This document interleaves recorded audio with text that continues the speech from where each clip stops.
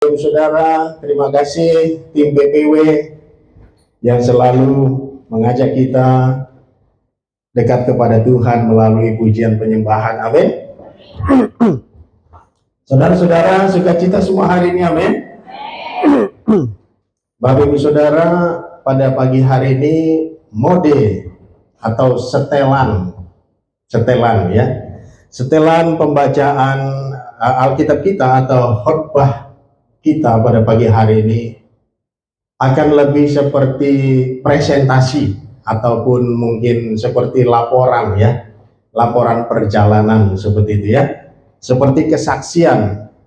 Mengapa Bapak Ibu Saudara? Karena beberapa waktu lalu kami ada pelayanan 10 hari, cukup panjang waktunya ya. Tentunya Bapak Ibu Saudara sedikit banyak pengen tahu ya, ini Pak dosen, Pak naik kemana aja gitu ya, kok menghilang 10 hari. Bapak Ibu Saudara, pada pagi hari ini mode pembelajaran kita atau mode khotbah kita mungkin akan kira-kira seperti itu. Sambil kita akan belajar bersama tentang kesetiaan Allah. Amin. Siap mendengarkan firman Tuhan? Amin. Bapak Ibu Saudara, minggu lalu kita kedatangan pembicara tamu, yaitu keponakan daripada Bapak Gembala kita, yaitu PDP Marcelina STH, yang mana khotbahnya sangat bagus sekali, dan itu tentunya sudah memberi semangat kepada kita, yaitu tentang kesetiaan Ruth, benar ya? Dan dari sana kita bisa belajar bagaimana kita bisa menjalani hidup yang setia di hadapan Tuhan. Dan Bapak Ibu Saudara, seperti itu memang cara bagaimana kita mempelajari Alkitab, khususnya untuk genre atau tipe perjanjian lama, narasi perjanjian lama. Kita mengambil moral cerita daripada kisah Ruth ya, minggu lalu. Dan pada hari ini kita tidak akan belajar tentang Ruth, tetapi tetap dengan tema kesetiaan. Tema kita pada pagi hari ini adalah Allah yang setia dan buah dari kesetiaan. Bapak Ibu Saudara, hari ini kita akan melanjutkan tema yang sama tetapi dari sudut pandang yang sedikit berbeda.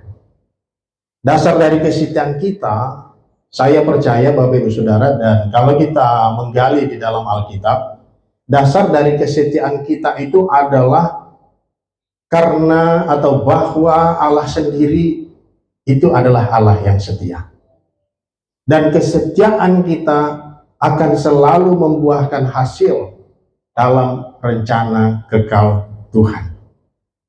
Jadi kita perlu mengerti, kita perlu memahami bahwa Allah itu setia dan kita merespon kesetiaan Allah. Jadi Bapak Ibu Saudara, ketika Allah menciptakan kita, Dia sesungguhnya memberikan kualitas-kualitas kepada kita. Salah satunya adalah kesetiaan. Itu sebabnya mengapa kita bisa setia Bapak Ibu Saudara. Itu karena ada kualitas yang dibagikan Tuhan ketika Tuhan menciptakan kita.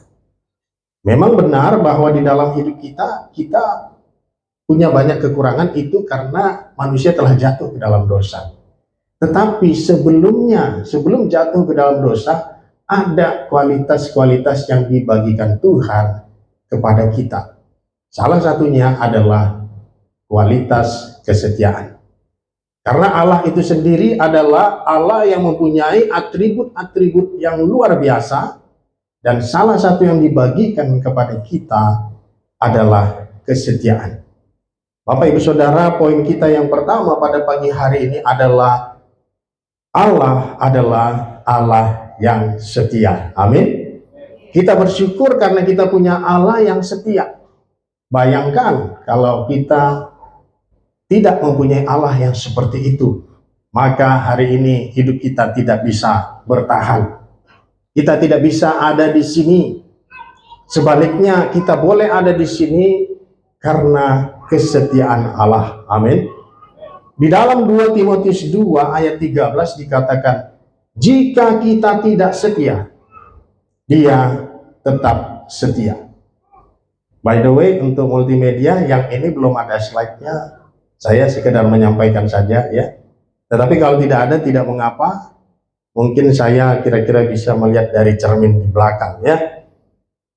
Jika kita tidak setia, saya bacakan sekali lagi. Jika kita tidak setia, dia tetap setia. Karena dia tidak dapat menyangkal dirinya. Bapak Ibu Saudara, Tuhan itu punya atribut-atribut, kualitas-kualitas, sifat-sifat yang hebat, yang luar biasa, yang infinitif, yang tidak terbatas, yang dia sendiri tidak bisa untuk menyangkal kualitas-kualitas tersebut, termasuk kualitas kesetiaan. Dia tidak bisa tidak setia karena kualitasnya, karena atributnya, karena sifatnya, karena naturnya itu adalah setia, Bapak Ibu Saudara. Sehingga dia tidak bisa menyangkal itu. Dan itu dikatakan oleh Rasul Paulus dalam 2 Timotius 2 ayat yang ke-13. Artinya Allah itu, Bapak Ibu Saudara, tidak bisa berubah dari sifat-sifatnya, dari naturnya, dari atributnya, dari kualitas-kualitas yang dia miliki. Dia setia kepada janjinya, bahkan ketika manusia sering gagal. Bapak Ibu Saudara, di dalam Ratapan 3 ayat 22 sampai 23 dikatakan seperti ini. Tak berkesudahan kasih setia Tuhan, tak habis-habisnya rahmatnya, selalu baru tiap pagi, besar kesetiaanmu. Artinya Bapak Ibu Saudara, konsisten selalu kita temukan di dalam Alkitab, di dalam kitab suci, bahwa Tuhan itu setia. Di dalam sejarah Israel, itu juga adalah bukti nyata Bapak Ibu Saudara, berkali-kali bangsa Israel, berkali-kali mereka, umat Tuhan itu jatuh ke dalam dosa, berpaling kepada berhala. Bagi kita yang saat teduh dari kitab Yeremia, kita tahu bangsa itu menjauh dari Tuhan, menyembah berhala. Tetapi Allah tidak membatalkan perjanjiannya. Amin. Ia tetap mengutus nabi-nabinya, bahkan akhirnya mengutus anaknya yang tunggal, Yesus Kristus. Kita bisa lihat itu dalam Ibrani 1 ayat yang ke-1 sampai yang ke-3. Konsisten Tuhan berkomunikasi, menyatakan dirinya secara berulang kali, sejak dahulu, secara repetitif, secara kreatif, bagaimana supaya kita boleh berpaling kepadanya. Bagaimana supaya kita boleh kembali kepadanya. Itulah bukti kesetiaan Allah, Bapak Ibu Saudara. Kita bersyukur kita punya Allah yang seperti itu. Implikasinya atau relevansinya, signifikansinya, manfaatnya, hubungannya dengan kesetiaan Allah itu, artinya kita boleh datang kepada Tuhan anytime, kapan saja. Mengapa Bapak Ibu Saudara? Karena dia setia. Dia akan menerima Bapak Ibu Saudara seberapa parah pun, seberapa dalamnya saudara telah jatuh, saudara bisa tetap datang kepada Tuhan karena dia setia. Amin. Kita dipanggil untuk setia Bapak Ibu Saudara bukan karena kekuatan kita sendiri, melainkan karena kita mengenal Allah yang lebih dahulu setia. Kesetiaan kita adalah respon terhadap kesetiaannya. Kapan saja Bapak Ibu Saudara datang kepada Tuhan, dia akan setia. Dia akan membantu Bapak Ibu Saudara, dia akan menolong kita untuk boleh bertumbuh, untuk boleh mengalami pengudusan, untuk boleh mengalami pendewasaan, untuk boleh mempunyai karakter-karakter yang semakin baik dari waktu ke waktu. Bapak Ibu Saudara, pengudusan itu, bagaimana Tuhan membuat kita lebih baik, itu berlangsung seumur hidup kita. Tetapi pembenaran, bagaimana kita dibenarkan, itu hanya satu kali, yaitu ketika kita percaya dan kita deklarasikan iman kepercayaan kita dengan kita bertobat dan menyerahkan diri kita untuk dibaptis. Amin. Itu adalah deklarasinya. Tetapi ketika kita percaya, ketika kita beriman, dikatakan dalam Yohanes 3:16 bahwa kalau kita percaya, maka kita akan beroleh hidup yang kekal. Amin. Kalau kita percaya kepada Tuhan Yesus sebagai Tuhan dan Juru Selamat kita, dan kita mendeklarasikannya, kita sesungguhnya telah diselamatkan. Amin. Bapak Ibu Saudara, poin pertama tadi adalah Allah adalah Allah yang setia. Itu perlu kita garis bawahi. Itu adalah motivasi kita untuk boleh setia. Poin yang kedua adalah panggilan untuk setia. Panggilan untuk setia dalam hidup sehari-hari. Di dalam Lukas pasal 16 ayat 10, Bapak Ibu Saudara, dikatakan, barang siapa setia dalam perkara kecil, ia setia juga dalam perkara besar.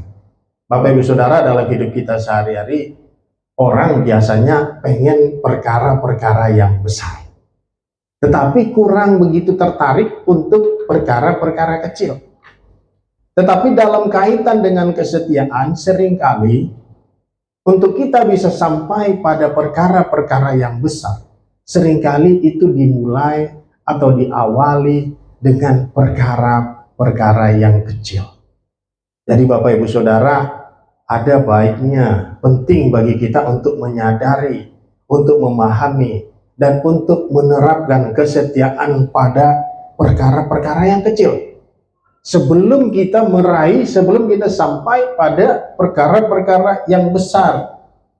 Kesetiaan itu, Bapak Ibu Saudara, bukan sesuatu yang besar dan spektakuler seringkali, ya. Tetapi dimulai dari hal-hal yang sederhana. Misalnya, setia berdoa meski tidak ada yang melihat, ya. Bapak Ibu Saudara bisa bayangkan kalau Bapak Ibu Saudara dipercayakan berdoa di sebuah KKR, ya, di acara KKR yang kehadirannya 5.000 orang. Semangat nggak? Semangat kan? Karena kita memimpin doa 5.000 orang, Bapak Ibu Saudara. Di stadion misalnya, ya, 20.000 orang. Wah, kita jauh-jauh hari pasti sudah siapkan ini. Saya mau ngomong apa gitu, ya. Teksnya kita udah siapkan, ya, dan intonasinya, semangatnya kita siapkan, dan kita pasti akan berdoa dengan semangat, betul? Tapi bagaimana kalau doa sendiri? Ya, bagaimana kalau dengan doa sendiri? Apakah semangatnya seperti itu? Mungkin seringkali tidak, ya. Itu bisa berlaku juga untuk saya, ya. Ya, kalau kita doa, coba saudara, doa ini adalah kebaktian bersama dengan Bapak Presiden, ya, bersama dengan beberapa Perdana Menteri. Wah, kita pasti akan semangat, ya. Wah, ini kita persiapkan. Tapi bagaimana waktu doa sendirian? Apakah kita semangat? Ya, kita harus tetap semangat. Adakah yang melihat atau tidak ada yang melihat? Banyak yang melihat, kita perlu setia dalam perkara-perkara kecil. Amin. Setia membaca firman meski sibuk. Nah, ya, meski sibuk, setia membaca firman. Kemudian apa lagi? Setia memberi persembahan meski penghasilan terbatas. Coba misalnya Bapak Ibu yang pengusaha lagi dapat cuan banyak misalnya, semangat nggak kasih persembahan? Oh, semangat, lagi banyak duit nih, ya. Kita traktir teman-teman, kita ajak teman-teman. Tapi gimana waktu mungkin tidak cuan, ya, mungkin bahkan lagi merugi, atau mungkin ekonominya lagi terbatas sedikit. Apakah kita masih setia memberikan persembahan kita atau tidak? Ya, seringkali Bapak Ibu Saudara, kita diberikan satu pengalaman situasi, kita berhadapan dengan perkara-perkara kecil. Tapi meski demikian, kita perlu tetap setia. Amin. Setia dalam pelayanan kecil meski tanpa tepuk tangan manusia. Bapak Ibu Saudara, kalau Bapak Ibu Saudara dikatakan, coba saudara memimpin perusahaan dengan karyawan 1.000, ini buat yang bekerja di perusahaan, semangat nggak? Wah, semangat luar biasa. Atau coba saudara memimpin jemaat, ini jemaatnya 5.000, mega church, semangat nggak? Wah, semangat. Tapi bagaimana kalau ini jemaatnya karena di tempat minoritas, jadi saudara hanya memimpin jemaat jumlahnya 1 orang. Bapak Ibu Saudara, saya pernah punya mahasiswa, saya ngobrol-ngobrol dengan dia, saya tadinya tidak tahu jumlah anggota jemaatnya itu berapa.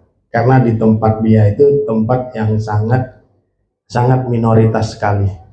Bahkan untuk beribadah agak sulit, Bapak Ibu Saudara. Saya ngobrol-ngobrol, setelah ngobrol-ngobrol saya tanya, Bapak Ibu Saudara, jemaat Anda berapa?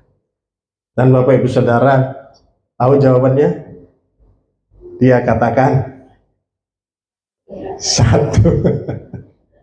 Jadi dia dan jemaatnya jumlahnya 2. Beberapa kita ketawa karena jumlah kita lebih banyak dari itu ya. Bapak Ibu Saudara, tapi waktu saya ngobrol dengan dia, semangatnya luar biasa. Dan setelah dia mengatakan hanya 1, dia juga tetap bersemangat, Bapak Ibu Saudara, sampai hari ini. Saya bersyukur dengan mahasiswa saya itu, amin. Dalam contoh sehari-hari, misalnya seorang ibu rumah tangga yang setia merawat keluarganya, meskipun tidak ada penghargaan resmi. Bapak Ibu Saudara, biasanya kalau di kantor ada kan jabatannya kan supervisor, ya kan? Terus naik lagi apa? Manager. Habis manager apa lagi? Direktur. Habis direktur apa lagi? CEO. Nah, Bapak Ibu Saudara, ibu-ibu yang di rumah, jabatannya setelah 10-20 tahun apa? CEO. Direktur. Ya. Bapak Ibu Saudara, itu juga adalah contoh setia dalam perkara-perkara kecil. Bahkan ketika tidak ada penghargaan resmi. Kalau Indonesian Idol misalnya, kan ada penghargaannya, juara 1 Indonesian Idol. Kalau untuk ibu rumah tangga, ada ini enggak? Juara 1 ibu rumah tangga? Tidak ada. Tidak ada penghargaan resmi. Kalau tentara-tentara dari wilayah konflik, kemudian berperang seperti itu atau meninggal, apa yang akan dilakukan? Upacara, trompet, ya, lalu bunyi meriam. Kalau ibu rumah tangga meninggal, tak ada meriam, tak ada trompet, tak ada upacara, tidak ada penghargaan resmi. Namun pada kesempatan ini saya ingin memberikan semangat pada ibu-ibu rumah tangga. Amin.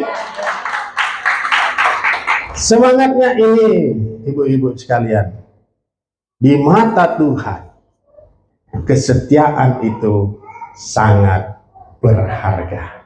Amin. Kita berikan kemuliaan buat Tuhan. Amin. Sebagai ibu rumah tangga, kalau ibu-ibu sekalian, kalau ibu-ibu merawat keluarga dengan baik, itu berharga di mata Tuhan. Amin. Meskipun manusia seringkali mengabaikannya, meskipun manusia seringkali melupakannya, ibu-ibu sekalian, dengan kesetiaan ibu-ibu sekalian, itu sangat berharga di mata Tuhan. Amin. Apa penerapannya buat kita, Bapak Ibu Saudara? Janganlah menunggu kesempatan besar untuk kita setia.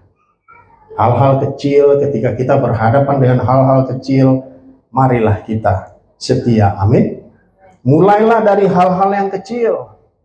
Sebab kesetiaan yang kecil membuka pintu bagi perkara yang besar. Amin. Poin saya yang ketiga, kesetiaan diuji dalam masa sulit. Ya, semoga slide-nya sudah tampil di sana ya. Di sini juga masih ada problem, tapi tidak apa. Poin ketiga, kesetiaan diuji dalam masa sulit. Kesetiaan sejati baru terbukti ketika keadaan tidak mudah. Kalau semuanya mudah-mudah saja, maka kesetiaan itu tidak kelihatan, Bapak Ibu Saudara. Tapi ketika lagi ada kesulitan, masalah, problem, baru kesetiaan itu bisa teruji, bisa terlihat, bisa terbukti. Misalnya kalau kita lagi banyak uang, misalnya ya, banyak cuan misalnya, oh kita mungkin akan banyak dapat relasi, banyak jaringan, banyak teman, banyak orang yang mau ketemu kita, banyak orang yang mau berkenalan dengan kita mungkin. Tapi bagaimana ketika tidak? Ketika bisnisnya nggak lagi top, nggak lagi banyak cuannya, mungkin semuanya akan menjauh, tidak sama seperti sebelumnya. Artinya kesetiaan sejati itu baru terbukti ketika keadaan tidak mudah. Ini terjadi Bapak Ibu Saudara, lagi-lagi konsisten di dalam Alkitab. Kalau kita lihat misalnya kisah Ayub. Ayub waktu dia mempunyai banyak hal di dalam hidupnya, dan setan melihat itu, iblis melihat itu, lalu iblis bernegosiasi dengan Tuhan. Dia bilang, dia mah bisa seperti itu, dia bisa setia karena dia punya banyak hal dalam hidupnya, harta, kekayaan, dan lain sebagainya. Saya mengajukan proposal, kata si iblis kepada Tuhan. Itu dalam kisah Ayub. Coba semua yang dimiliki, ambil semua. Lalu kita lihat apakah dia akan setia. Iblis berkata, saya yakin dia tidak akan setia. Lalu Tuhan menerima dan menandatangani proposal iblis itu. Dia bilang, oke. Lalu dibuat catatan di bawahnya, asal jangan kamu cabut nyawanya. Lalu Bapak Ibu Saudara, apa yang terjadi dengan Ayub? Semua apa yang dia miliki diambil, bahkan dia, Bapak Ibu Saudara, mengalami sakit penyakit. Teman-temannya menyalahkan dia, seolah-olah dia berbuat salah, berbuat dosa, sehingga menanggung akibat itu. Bapak Ibu Saudara, kesetiaan Ayub itu bisa terbukti kepada Tuhan ketika situasinya tidak mudah. Dan dia katakan seperti ini, apakah kita mau menerima yang baik dari Allah, tetapi tidak mau menerima yang buruk. Bahkan Bapak Ibu Saudara, istri daripada Ayub juga meninggalkan dirinya. Kisah yang lain kita juga bisa melihat dari kisah yang lain tentang kesetiaan Allah atau tentang kesetiaan yang diuji, itu adalah kisah Yusuf. Yusuf tetap setia kepada Allah meski difitnah dan dipenjara bertahun-tahun. Bagaimana rasanya Bapak Ibu Saudara kalau tidak bersalah, difitnah, dianiaya, bagaimana rasanya? Tentu kita merasa sangat kecewa. Apalagi kalau kita difitnah, dianiaya oleh orang yang kita pikir bahwa mereka mengasihi kita. Apalagi kalau itu adalah saudara-saudara kita. Tetapi itulah yang dihadapi, dialami oleh Yusuf. Namun dia tetap setia. Amin.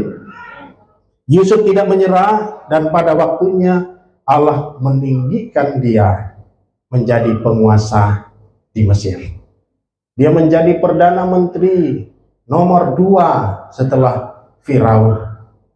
Bapak Ibu Saudara, dari situ juga kita bisa melihat bagaimana kesetiaan itu teruji, terbukti karena adanya persoalan-persoalan dan situasi yang sulit. Bapak Ibu Saudara, di dalam hidup kita mungkin sekarang kita sedang mengalami persoalan-persoalan, masalah-masalah, tantangan-tantangan di dalam hidup kita. Pertanyaannya, apakah Bapak Ibu Saudara tetap setia? Maukah Bapak Ibu Saudara tetap setia ketika situasi dalam hidup Bapak Ibu Saudara tidak sedang mudah-mudah dan baik-baik saja? Bapak Ibu Saudara, mungkin Tuhan sedang menguji kesetiaan Bapak Ibu Saudara. Hari ini setelah kita mendengarkan firman Tuhan, mari kita ambil keputusan untuk setia di dalam Tuhan. Amin. Karena sesungguhnya Tuhan sedang membentuk kita, Bapak Ibu Saudara. Tuhan sedang membuat kita menjadi pribadi yang lebih baik dan lebih baik. Karena konsekuensi daripada percaya kepada Tuhan, konsekuensi daripada mengikut Tuhan adalah bahwa kita akan bertumbuh menjadi pribadi yang semakin baik seperti pribadi Tuhan Yesus. Amin. Kita berikan kemuliaan buat Tuhan. Amin. Itu adalah bentuk, itu adalah wujud, itu adalah tanda bukti kasih Tuhan kepada kita.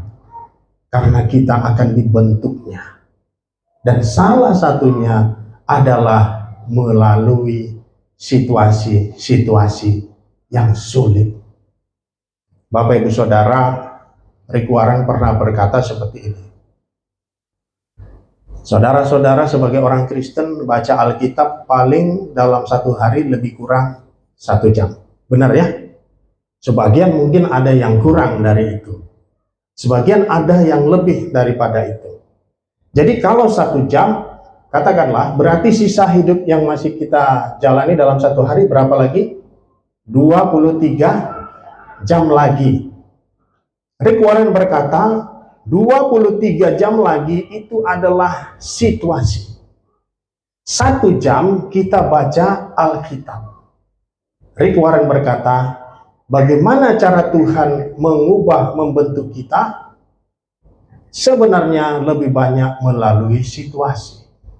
Karena apa Bapak Ibu Saudara? Karena baca Alkitab cuma 1 jam. Sisanya berapa? 23 jam lagi.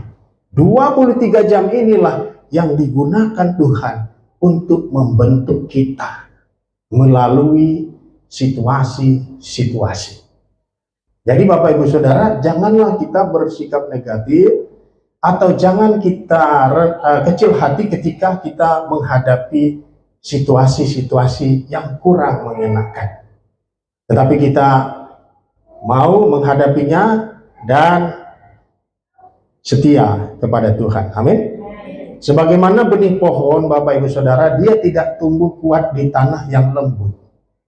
Buat saudara-saudara yang punya bisnis perkebunan, pertanian, kita tahu itu.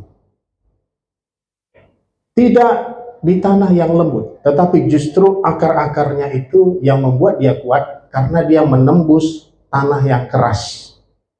Semakin dia menembus tanah yang keras, maka dia semakin kokoh. Kalau dia hanya pada tanah yang lembut, maka dia akan mudah rubuh, Bapak Ibu Saudara. Demikian juga iman kita. Tuhan akan menguatkan iman kita melalui situasi-situasi yang tidak mudah. Amin. Seperti halnya Ayub, sebenarnya Ayub itu naik kelas. Kenapa? Karena dia menghadapi situasi-situasi yang sulit. Akar imannya itu semakin kuat, Bapak Ibu Saudara. Jadi jangan kita kecil hati, mari kita tetap percaya, mari kita tetap setia, karena Tuhan akan membentuk kita menjadi pribadi-pribadi yang semakin baik. Amin. Mungkin doa kita belum dijawab, Bapak Ibu Saudara. Mungkin sakit kita belum sembuh. Mungkin keluarga kita belum berubah.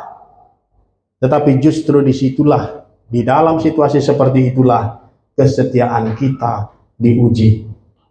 Janganlah berhenti berharap, Bapak Ibu Saudara. Jangan berhenti melayani. Tetap setia, karena Allah yang setia pasti bekerja di balik layar. Amin. Karena dia mengasihi kita dan dia mau kita bertumbuh. Poin saya yang keempat. Kalau poin yang pertama tadi apa, Bapak Ibu Saudara? Allah adalah Allah yang setia. Poin yang kedua, panggilan untuk setia dalam hidup sehari-hari. Poin yang ketiga, kesetiaan diuji dalam masa yang sulit. Poin saya yang keempat, buah dari kesetiaan. Ada buahnya, Bapak Ibu Saudara. Galatia 6 ayat 9 berkata, janganlah kita jemu-jemu berbuat baik, Karena apabila sudah datang waktunya, kita akan menuai jika kita tidak menjadi lemah. Buah kesetiaan, Bapak Ibu Saudara, seringkali tidak cepat, tidak instan. Seringkali membutuhkan waktu, seringkali melewati berbagai-bagai situasi. Sebagaimana yang kita pelajari pada minggu yang lalu dari Pendeta Marcelina, kita pelajari tentang Ruth. Ruth itu baru melihat hasil kesetiaannya setelah melewati penderitaan. Suaminya meninggal dan dia mengikut mertuanya, dan dia harus memungut jelai untuk kehidupan sehari-harinya. Tetapi akhirnya, Bapak Ibu Saudara, dia bisa menikah dengan Boas. Amin. Dia melahirkan Obed, kakek Daud. Dari garis keturunannya lahirlah Yesus, Juru Selamat dunia. Dia dipercaya dengan luar biasa karena kesetiaannya. Amin. Rasul Paulus juga mengatakan hal yang serupa, Bapak Ibu Saudara, menjelang akhir hidupnya. Dia berkata demikian. Dalam 2 Timotius 4 ayat 7-8 dia mengatakan demikian, Bapak Ibu Saudara. Aku telah mengakhiri pertandingan yang baik. Aku telah mencapai garis akhir. Aku telah memelihara iman. Sekarang telah tersedia bagiku mahkota kebenaran. Amin. Bapak Ibu Saudara, satu hal yang Tuhan kehendaki dalam hidup kita adalah agar kita tetap setia di dalam Tuhan. Amin. Apapun situasinya, mari kita tetap setia kepada Tuhan. Karena apa? Karena Tuhan kita juga setia. Amin. Dia rindu agar kita selalu tetap setia kepada Dia. Amin. Di dalam penerapan hidup kita sehari-hari, kesetiaan kita hari ini mungkin tampak kecil, Bapak Ibu Saudara. Tetapi di mata Tuhan, semua itu sedang menyiapkan mahkota kemuliaan. Kesetiaan kita juga bisa menjadi berkat bagi generasi berikutnya. Kalau kita setia, maka itu bisa berdampak, berkontribusi bagi kehidupan orang lain dalam lingkungan kita, bahkan generasi mendatang. Amin. Dan kita bisa lihat itu di dalam kehidupan daripada Ruth, sebagaimana kita pelajari minggu yang lalu. Bapak Ibu Saudara, kita lihat pada poin yang kelima, ini yang saya katakan, saya lebih kepada bersaksi ya, sekaligus laporan perjalanan ya. Karena kalau saya nggak laporan nanti saya dipecat nanti sama Pak Gembala. Jadi saya lapor. Lapor, siap bos. Laporan pada tim penggembala ya, pada Kosam. Kalau kalau saya nggak lapor nanti saya dipecat nanti ya. Oh tidak ya Pak ya. Pak Sam setia, amin ya. Ibu Gem juga setia semuanya, amin. Izinkan Bapak Ibu Saudara saya berbagi sedikit kesaksian bagaimana kesetiaan Allah nyata dalam hidup saya. Jadi kita bisa lihat dari Alkitab, kita juga bisa lihat kesetiaan Tuhan dari kehidupan saudara-saudara kita, termasuk saya pada pagi hari ini. Bapak Ibu Saudara, sejak tahun 2008 saya menempuh studi di seminari. Waktu itu banyak tantangan, kenapa? Karena saya tidak langsung studi seminari, saya pelayanan belum ada studi. Ya, saya lebih kepada mengikuti pengajaran-pengajaran yang ada di gereja, atau istilahnya itu in-house training, tapi belajar secara formal dalam studi teologi belum ya. Dan saya baru studi teologi itu tahun 2008. Waktu itu banyak tantangan, karena apa? Karena saya belajar sambil bekerja dan melayani dan memimpin keluarga ya, dengan satu istri dan 2 orang anak. Kalau lebih dari satu istri kan lebih repot lagi ya. Nanti di sini dimarahin, di sana dimarahin ya kan. Jadi satu istri saja ya. Satu istri dan 2 orang anak. Dan itu sudah repotnya bukan main. Banyak orang dalam situasi ini berpikir begitu ya Bapak Ibu Saudara, kapan saya mau belajar? Kerja aja udah 8 jam. Ya. Melayani, saya juga melayani Bapak Ibu Saudara. Ada komunitas yang cukup besar yang saya layani Bapak Ibu Saudara. Kemudian memimpin keluarga, ya, anak istri, Seperti itu. Jadi tidak mudah ya, tetapi langkah demi langkah Tuhan buka jalan hingga akhirnya saya bisa menyelesaikan studi ya sampai tingkat doktorat ya di Bible University yang terregistrasi di Amerika, di Missouri, Amerika Serikat ya. Di sana terregistrasi sebagai Exam Religious School ya di Jefferson City, seperti itu ya. Saya selesaikan kuliah itu, banyak tugas menulis, esai, paper, skripsi, tesis, disertasi saya selesaikan Bapak Ibu Saudara. Saya cicil setiap hari. Saya bangun pagi jam 5, belajar, tidak ada yang lihat Bapak Ibu Saudara. Tapi saya betul-betul mau selesaikan. Saya ingat sebelum belajar orang sering tanya saya, Bapak kuliahnya di mana? Ya, karena kadang-kadang pendeta suruh saya khotbah, saya ada jadwal benturan nih, kamu bisa nggak khotbah di sana? Saya pergi khotbah, habis saya khotbah orang tanya, Bapak kuliah di mana? Jadi saya bilang kuliah di mana ya? Karena waktu itu belum ya. Jadi saya bilang saya belajar di gereja aja gitu ya. Jadi saya kadang-kadang bertanya, ini tanya begitu khotbah saya bagus apa jelek gitu ya.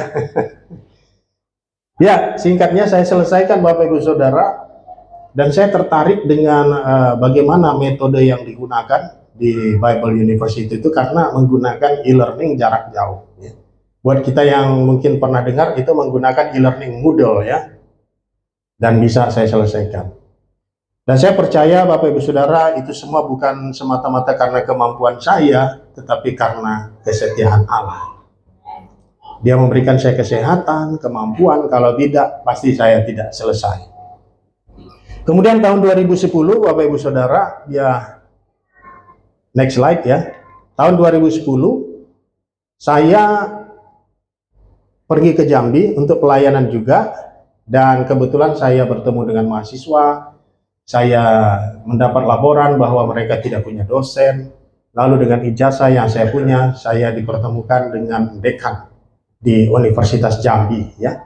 Dan setelah interview Bapak Ibu Saudara, saya diterima dan dipercaya untuk mengajar mata kuliah pendidikan agama ya untuk beberapa fakultas ya, mungkin waktu itu jumlahnya sekitar 100-200 orang, tetap puji Tuhan seiring waktu jumlahnya semakin bertambah. Sekarang ini saya mengajar per semester itu bisa mencapai 500 orang. Bapak Ibu Saudara, saya diberkati Tuhan. Yang tadinya saya lebih kepada sukarela saja, puji Tuhan sekarang sudah mendapat honor yang lebih daripada sebelumnya. Kemuliaan buat Tuhan ya. Kemudian Bapak Ibu Saudara, saya tadi katakan bahwa saya tertarik bagaimana e-learning Moodle itu yang digunakan oleh Bible University yang didirikan oleh Dr. Mitchkin. Saya tertarik karena apa? Karena dari berbagai belahan dunia itu bisa belajar dengan cara itu, dan saya pengen bisa belajar dan punya seperti itu. Dan saya belum tahu caranya, saya tidak lulusan komputer dan waktu itu belum COVID, orang tidak familiar dengan belajar jarak jauh. Dan saya melihat ada satu lagi model yang mirip dan bahkan saya lihat ini lebih canggih lagi, yaitu Worldwide Evangelical Seminary menggunakan e-learning Moodle juga, yang mana itu didirikan oleh Dr. Timo Lehtonen, itu orang Finlandia. Dan saya melihat ini lebih canggih lagi. Tapi persoalannya saya sudah selesai dengan kuliah teologi. Lalu alasan saya apa? Lalu saya bilang kepada Dr. Timo Lehtonen, saya bilang, boleh nggak saya jadi anggota tim kamu? Dia bilang, boleh. Tetapi kamu harus lulus tes dulu, ya. Dia lihat, wah ini CV-nya oke. Lalu Bapak Ibu Saudara, saya mendapat tes yang cukup berat. Harus menyelesaikan 3 mata kuliah dalam tempo 2 minggu. Saya harus kerjakan tugas-tugas 3 mata kuliah dalam tempo 2 minggu. Ya, dan itu semuanya dalam teks bahasa Inggris Bapak Ibu Saudara. Ya, wah itu benar-benar setiap hari saya pelajari ya. Saya kerjakan tugasnya, puji Tuhan, saya diterima. Dan dari sana saya belajar, oh seperti ini caranya. oh program studi itu seperti ini, caranya membuatnya seperti ini. Saya mulai lebih detail lagi. Lalu saya bertanya kepada Dr. Lehtonen, saya bilang, Prof, ini boleh nggak saya buat yang seperti ini? Dia bilang boleh. Ya, oh ya itu gambarnya tadi. Ya, itu ya. Saya diterima tahun 2017 itu ya. 2013 sebenarnya saya sudah mulai berkenalan dengan Dr. Lehtonen. 2017 itu saya 2016 2017 akhir ya. Itu saya diterima sebagai pengajar di situ, dan saya belajar dan kemudian saya buat e-learning saya sendiri, Bapak Ibu Saudara. Dan puji Tuhan, ya ini e-learning saya ya, namanya Seminari Alkitab Media Sabda Biblika. Dan dengan ini juga Bapak Ibu Saudara, saya bisa mengakomodasi studi di Universitas Jambi itu sampai ribuan mahasiswa sudah menggunakan dan sudah sukses, bahkan sebelum COVID dan setelah COVID bahkan masih saya gunakan, dan waktu COVID juga saya tidak mengalami kesulitan karena saya menggunakan metode e-learning Moodle ini ya. Dan saya memuji Tuhan, dan saya tidak membayangkan ini sebelumnya, tapi Tuhan buka jalan, Ia setia meneguhkan panggilan saya. Saya mendirikan seminari ini awalnya kecil dengan berbagai keterbatasan, lama-lama semakin improve Bapak Ibu Saudara. Bersyukur memuji Tuhan untuk itu, dan sampai sekarang itu sudah ada 300 mahasiswa lebih yang belajar di seminari yang saya buat, platform yang saya buat Bapak Ibu Saudara. 300 lebih sudah. Kemudian buat Tuhan. Mulai dari S1 sampai S3 itu sudah belajar, dan puji Tuhan sudah beberapa sudah menyelesaikan. Dan saya buat kerjasama dengan di International University. Mungkin ini perlu saya sampaikan juga karena kita ada kelas pemuritan yang nantinya mungkin akan mendapatkan ijazah dari di International University. Saya kerjasama, dan puji Tuhan ya, tahun 2022 kerjasama itu sudah bisa dibuat, dan pihak daripada di International University setuju lulusan daripada Seminari Alkitab Media Sabda Biblika akan mendapatkan gelar dan juga ijazah dari di International University. Ya, sangat bersyukur, dan saya melihat itu semua adalah bukti bahwa Allah setia di dalam hidup saya. Dan itu sebabnya Bapak Ibu Saudara, saya juga sekaligus mau laporan kepada Bapak Ibu Saudara terkait dengan perjalanan pelayanan saya baru-baru ini ya. Jadi supaya jelas saya itu ngapain gitu ya. Saya nggak jualan kain ke Jakarta, nggak jualan parfum, ataupun produk-produk yang lain, nggak jualan lipstik atau apa ya. Tapi betul-betul untuk pelayanan. Saya tidak bilang jualan lipstik itu jelek, tapi ini tidak ada dalam rangka hal-hal yang material ya, tapi lebih kepada pelayanan.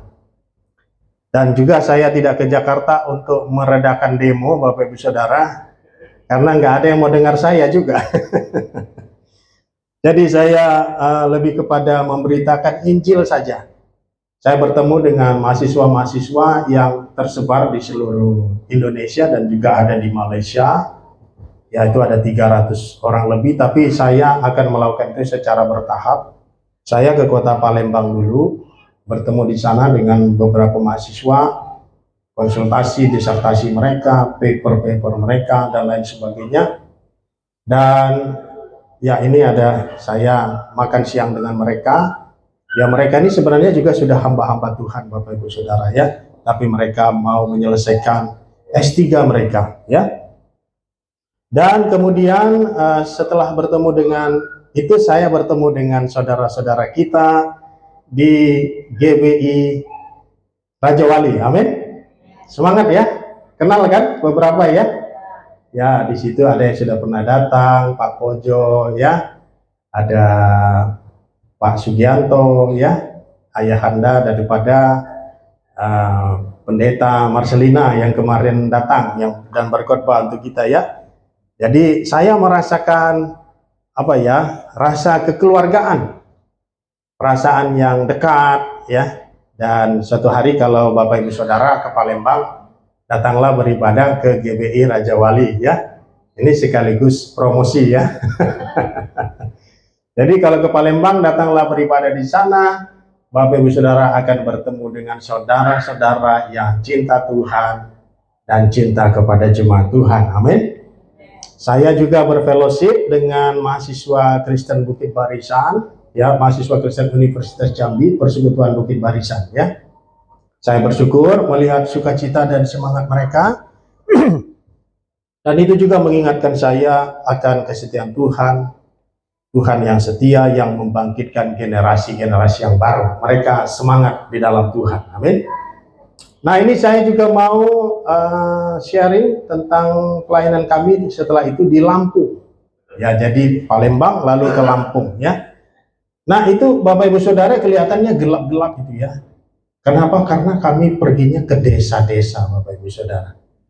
Ya, desa-desa. Jadi kami duduk-duduk itu ada bunyi tokek, bunyi jangkrik. Kenapa? Karena sepi banget tempatnya, desa. Ya, tempat ini adalah mahasiswa saya, ya, yang baju hijau di samping saya itu mahasiswa saya juga majelis di gerejanya. Ya, dan saya diminta juga diberi kesempatan untuk berkhotbah. Di sebelah kanannya saya berkhotbah itu Bapak Ibu Saudara. Memang kelihatannya lampunya terang, tapi Bapak Ibu Saudara tahu nggak itu jam berapa? Ini buat kita yang mungkin agak susah bangun pagi, mungkin agak terkejut. Ini kebaktiannya jam berapa kira-kira? Mau ditebak? Jam 6.30. Dan itu sudah mulai 6.30 pagi. Jadi saya tanya, kenapa begitu pagi? Mereka bilang begini, Pak, kalau Bapak nanti khotbah jam 9, mungkin jauh lebih sedikit. Tapi karena Bapak khotbahnya jam pagi, maka banyak, Bapak Ibu Saudara. Ya, seperti itu kita lihat ya, bangku-bangku itu sampai ke belakang. Ya, jadi saya pakai jubah seperti itu karena itu gereja Kristen ya, gereja Kristen seperti GKI ya, gereja GKSBS namanya, gereja Kristen Sumatera bagian selatan. Ya, jadi itu. Dan di sana banyak orang Jawa, Bapak Ibu Saudara. Jadi kita yang orang Jawa di sini kalau ke Lampung, terutama Lampung Timur, akan bahasa Jawa. Untungnya saya pernah di Surabaya, jadi saya basa Jawa. Ya, arek-arek Surabaya. Jadi saya bahasa Jawa nggih. Matur nuwun gitu ya. Jadi saya bahasa Jawa juga karena mayoritas di sana banyak ya di jemaat itu adalah orang Jawa, Bapak Ibu Saudara. Ya. Nah, setelah itu saya ke Jakarta bersama istri ya. Istri saya orang Minahasa, kebetulan ketua STT-nya itu juga adalah orang Minahasa ya, Dr. Jimmy Lumintang ya. Jadi saya juga kebetulan pernah tinggal di Manado, di Minahasa, jadi saya bisa bahasa Manado ya. Jadi kami ngobrol-ngobrol itu bahasa Manado, kadang-kadang diselingi bahasa Indonesia, kadang-kadang diselingi bahasa Inggris seperti itu ya, Bapak Ibu Saudara. Nah, tujuannya apa? Ketemu dengan mereka ini adalah supaya, karena kebetulan saya juga mengajar di STT ini, Bapak Ibu Saudara. Ibu Helen lulusan dari IKAT, Ibu Desi, Pak Jul juga lulusan dari IKAT. Saya kebetulan juga mengajar di sana, dan saya membuat kerjasama ya, kerjasama yang lebih luas, lebih jauh lagi, karena saya punya 300 mahasiswa. Jadi apabila mahasiswa-mahasiswa saya ingin juga bekerja sama dengan institusi lokal, itu yang saya buat dengan beberapa persyaratan, dan puji Tuhan mereka punya kepercayaan yang cukup besar untuk program studi kita, untuk seminari kita ya. Nah, kemudian selanjutnya itu kerjasama dengan STT IKAT, kemudian ini kerjasama juga dengan STTII ya, Sekolah Tinggi Teologi Injili Indonesia di Batam ya. Ini saya juga menjalin kerjasama, dan puji Tuhan poin-poin kita bisa sepakati. Namun nanti resminya adalah ketika kita betul-betul sudah punya komunitas yang memang ingin agar menjadi lulusan atau konversi ke seminari mereka. Tapi intinya mereka punya kepercayaan dan antusiasme yang besar untuk bekerja sama dengan kita. Itu berlaku untuk yang menginginkan atau menghendaki lulusan lokal. Tapi kalau lulusan Amerika saja, ya kita sudah punya itu, kita sudah punya kerjasamanya. Intinya Bapak Ibu Saudara, saya ingin katakan bahwa semua ini bukanlah kebetulan, semua ini adalah jejak-jejak kesetiaan Allah. Amin. Saya percaya Tuhan setia juga dalam kehidupan saudara, dan Tuhan juga akan memberkati saudara ketika ketika kita setia dari perkara-perkara yang kecil. Amin. Minggu lalu Bapak Ibu Saudara, sekali lagi kita belajar dari teladan Rut yang setia. Hari ini kita juga meneguhkan dasar dan penghiburan kita bahwa Allah lebih dulu setia, sehingga kita pun dapat setia. Mari kita renungkan Bapak Ibu Saudara, apakah kita masih setia di dalam hidup kita? Mari kita tanyakan ke dalam hati kita, apakah kita masih setia kepada Tuhan? Apakah kita setia di dalam doa meski belum ada jawabannya? Apakah kita masih setia di dalam pelayanan kita meski tidak ada yang menghargai kita? Meski mungkin tidak ada secara eksplisit penghargaan resmi untuk kita, apakah kita masih setia dalam pelayanan kita? Apakah kita masih setia pada keluarga dan panggilan Tuhan? Meski jalannya sulit, meski kita harus melewati proses, Bapak Ibu Saudara, apakah kita masih setia? Ingatlah Bapak Ibu Saudara bahwa kesetiaan kita tidak pernah sia-sia. Allah yang setia akan menyertai kita, memberkati kita, dan akhirnya memberikan mahkota bagi setiap orang yang setia sampai akhir. Mari kita katakan di dalam hati kita, Bapak Ibu Saudara, kita katakan di dalam hati kita, Tuhan, karena Engkau setia, aku pun mau tetap setia. Bukankah Tuhan telah lebih dahulu setia kepada kita, Bapak Ibu Saudara? Sehingga itulah yang mendorong, memotivasi, menyemangati kita untuk setia kepada Tuhan. Mari katakan di dalam hati kita, Bapak Ibu Saudara, aku mau berpegang teguh padamu ya Tuhan, sampai akhir hidupku. Kita tutup di dalam doa. Terima kasih Tuhan untuk kebenaran firman-Mu, mengingatkan kami akan kesetiaan-Mu, akan Engkau pribadi yang setia, yang mengasihi kami. Biarlah Tuhan kesetiaan Engkau yang akan menginspirasi kami, yang akan mendorong, membentuk, memajukan kami menjadi pribadi-pribadi yang setia, sehingga kami boleh mendapatkan mahkota kemuliaan.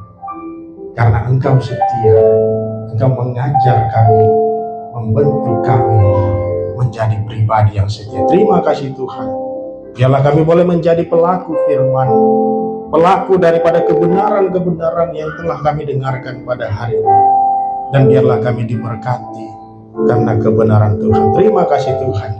Di dalam nama anak-Mu Tuhan Yesus, mari kita semua yang diberkati firman Tuhan bersama-sama katakan, amin.